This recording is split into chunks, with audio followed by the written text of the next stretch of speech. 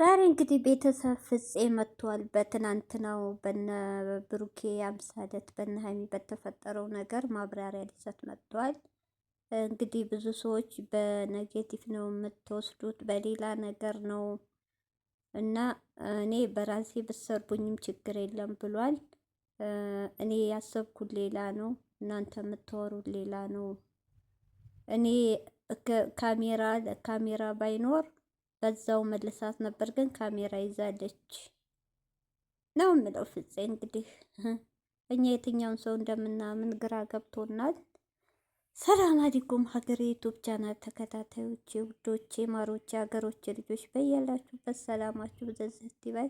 እንዲሁም ክርስቲያኖቶች ሰላማችሁ ይብዛ። እንግዲህ የመዳም ቅመሞች እህቶቼ እንዴት ነው ረመዳን ጾሙ፣ ስራው፣ ዕቃ ማጠቡ ያው ከዙር እስከ ኢሻ ይበዛል። ኧረ ዕቃ ማጠቡ አንዳንዱ ቤት እኮ አሉ እስከ 5 ሰዓት የሚጨርሱ አሉ። አንዳንዱ ቤት ደግሞ ቀላል ነው።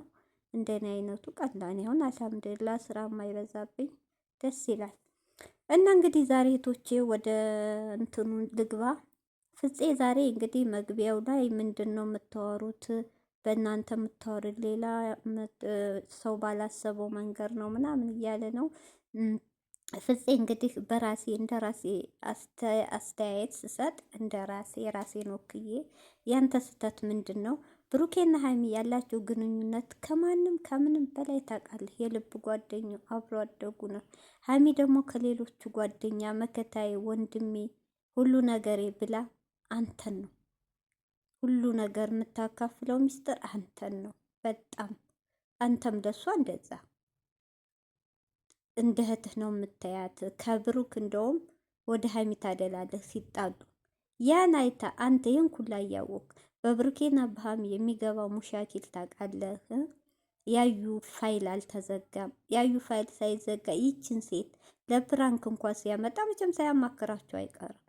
ላ ማለት ነበረብህ ፍፄ። ተው ብሩኬ ተው፣ እንደዚህ አታርግ። ሀሚ ፕራንክ እያልክ ሴት አንጥተህ ቤት ከምትወስድ ቁጭ ብለህ አናግራ፣ ቁጭ ብለህ ይቅርታ አርግላት ተው ብትለው። ጓደኛ ማለት ይሄ ነው። ይችም ከህይወታቸው ሳትገባ ማለት ነው መመለስ ትችል ነበር። እሺ ያ ያለፈ 2-3 ቀን እየመጣ እንዴ ልጅቷን እኮ እየለጠፈ ደረቱ ላይ አንዴ ዱባይ መሄድ ትፈልጊያለሽ ይላታል፣ አንዴ ልጄ እናት አንቺ ነሽ ይላታል፣ አንዴ ልጁ የኔ ቢሆን ትቀበይኛለሽ ይላታል። እና ልጅቱ እንዴት ወደ ፍቅር አትገባም? እንደዚህ እያላት ከካሜራ በኋላ እየወሰደ ይጋብዛታል፣ ያዝናናታል። እንዴ ስንት አይነት ፎቶ ነው ያየነው መኪናው ላይ ተንጠልጥላ። ይቺ ምስኪኗ ግን እስር ቤት ታስራ 2 ዓመት የለፋችበትን ዋጋ የለፋችበትን ህይወት ትናንት መጣ ፈቅራለሁ ስትል ምን ይባላል? እስቲ ንገሩ። ኩርትም ብላ ቁጭ ብላለች ቤት። እሱ ግን ከሷ ጋር ሸሽገደ ይላል። እሺ ፍፄ ይሄን ሁሉ ማመለስ ያለብህ አንተ ነህ። ያን ሁሉ ችላ በቃ እንግዲህ ብሎ ቻናል ከፍቶ ሲሰጥ እንዴት እንደሆነች አይተሃል። ያ እንደዛ እያደረገች ቤት ከማምጣት አምሳል ሀሚና ብሩክ እኮ እንዲህ ናቸው። ብዙ እቅድ ያላቸው፣ ብዙ አላማ አላቸው፣ ብዙ ችግርም አለባቸው። አንቺ እንደገና በህይወታቸው መግባታችን ብሩኬ ያንቺ አይሆንም።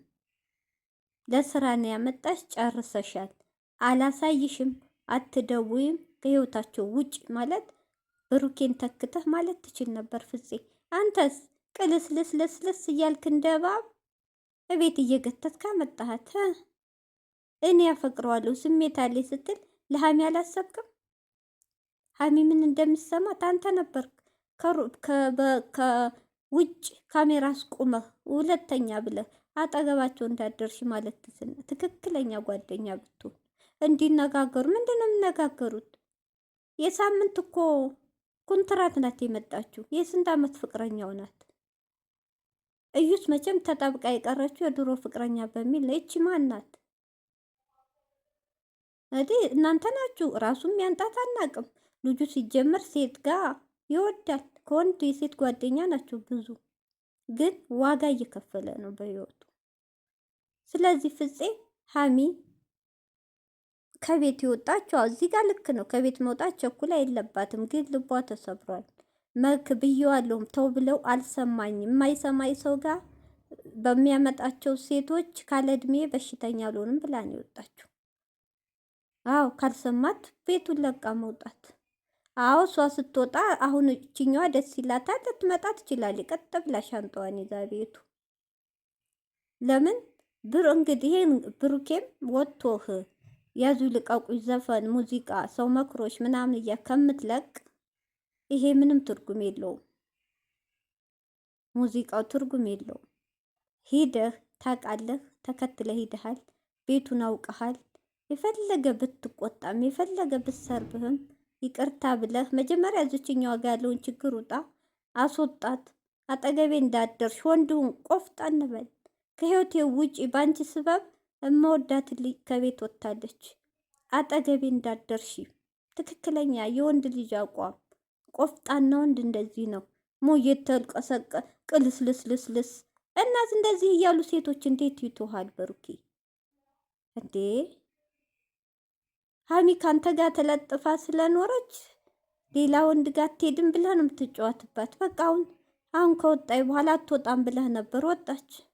ራስህ እዩ ጋር ብታመጣ ጦስ አንተ፣ ይችሊ ብታመጣ አንተ። ሀሚ ምንም ቅንጣት ጥፋት የለባትም። ሀሚ ግን ለፍታ ለፍታ ለፍታ ታግሳ እንደሆነ እሷን ቦን በጥፊ ብላ እንደማስወጣት ቤት ለሷ አለቃ መሄድ የለባትም። ይሄ ስህተት ነው።